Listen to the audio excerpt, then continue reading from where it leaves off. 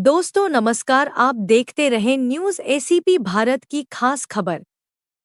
नगर चांदामेटा में मोहर्रम के त्योहार को लेकर जगह जगह लंगर का किया जाता है भव्य आयोजन। न्यूज़ एसीपी भारत चांदामेटा से हमारे संवाददाता मोहम्मद जाफर की खास रिपोर्ट।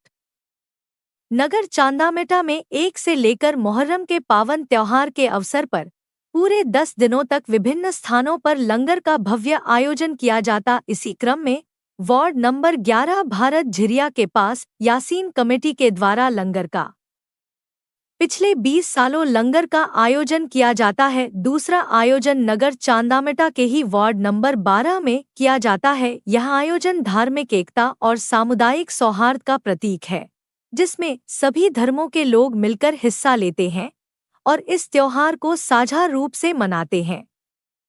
नगर चांदामेटा की कौमी एकता की इस पहचान को और मजबूत किया जाता। सभी के सहयोग से यह 10 दिन यादगार और प्रेरणादायक बनते जाते हैं। यह आयोजन स्थानीय कमेटी और इमाम हुसैन के चाहने वालों के सहयोग से किया जाता है। इस आयोजन में हिस्सा लेने वाले सभी लोग एक बड़े परिवार की तरह मिलकर काम करते हैं और इस बात का ध्यान रखते हैं सभी के नियमों का पालन हो। इस तरह हमारी एकता, सद्भावना और मिलजुल कर रहने की भावना और आगे बढ़ती है और यह त्योहार सभी के लिए प्रेरणा स्रोत रहता है।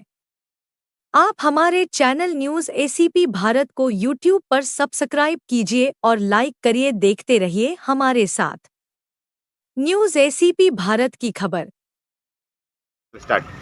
हर साल की तरह इस साल भी मुहर्रम की 4 तारीख को सरकार ताज कमेटी चांदामेटा और सरकार साबिर पाक लंगर कमेटी चांदामेटा की ओर से वार्ड नंबर 12 चाचा मोहल्ला मेन रोड में आज लंगर का एहतमाम रखा गया था, जिसमें सभी श्रद्धालु ने, सभी लोगों ने बढ़ चढ़ कर हिस्सा लिया और एक कौमी एकता की मिसाल कायम की। और इसी लंगर के एहतमाम से लोगों ने यहाँ पर आया और तबरुक खाया और सवाब दारैन हासिल किया।